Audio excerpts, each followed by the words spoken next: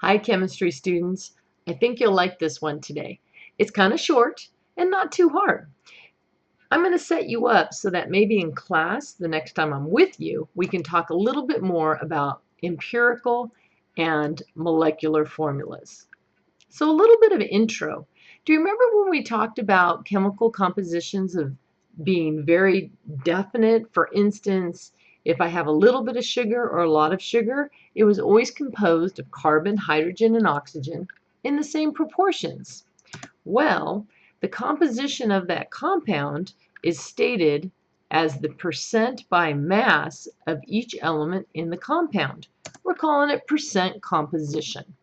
Find that in your notes if you don't have them out yet. Percent composition, letter A. The percent of an element in a compound can be found in the following way. Percent by mass of the element over the molar mass. What does this really mean in English? Let's do a simple example. You get 95% right on a test with 100 questions. So you've got the part divided by the total. That's it. You all can do that math. Multiply it by 100 and you got 95%.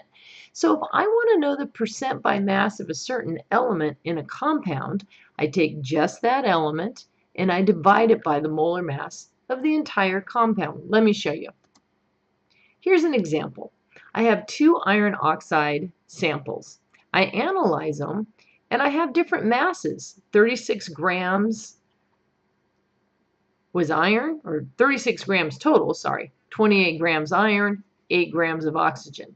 In the second compound, I have a lot more, 160 grams. And look, different amount of iron and different amount of oxygen. So are they the same? They have different masses, different sample sizes, different amounts of iron and oxygen. What's an easy way to compare them? Well, of course, percent composition. So we take the amount of iron, for example, divide it by the total mass.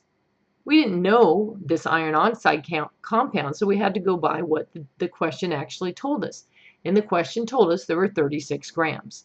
So 28 grams of iron divided by the total iron oxide, the molar mass, times 100.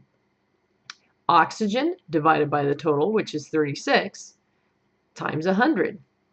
What are the answers? Did you use your calculator to do this? You're going to use your calculator today. But let me show you. 28 divided by 36 times 100 gives us 78% of iron and 22% oxygen.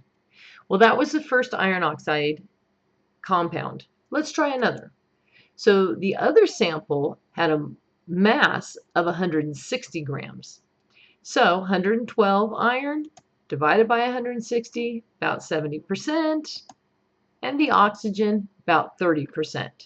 So the real question is, were they the same? What'd you think? That's right. They're different. They're not the same. So looking at their percent composition helped us to determine that.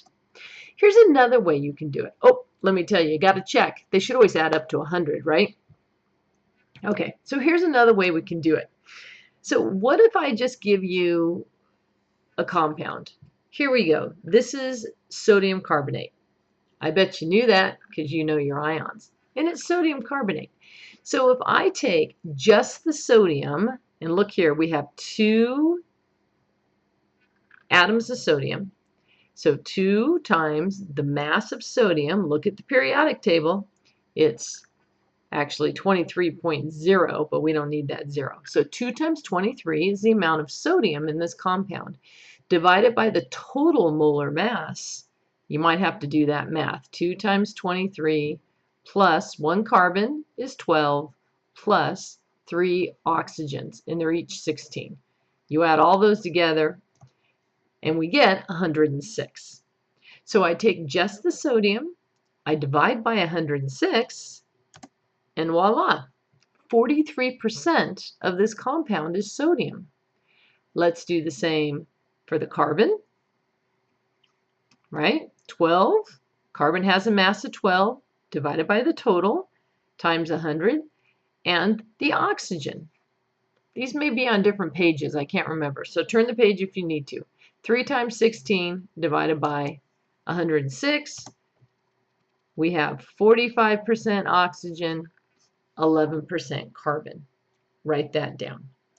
So here's another way we can do percent composition.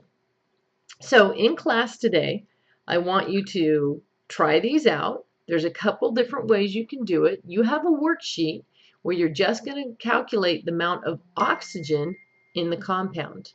And then flip the worksheet over, and there's a few other problems to try.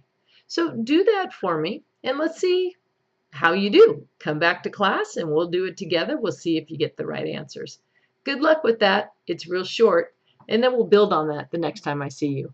Bye, guys. See you soon.